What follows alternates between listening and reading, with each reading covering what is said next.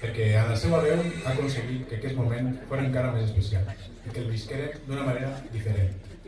Moltes gràcies, Ferran, per formar part d'aquest moment tan important per a nosaltres. Pots pujar, per favor?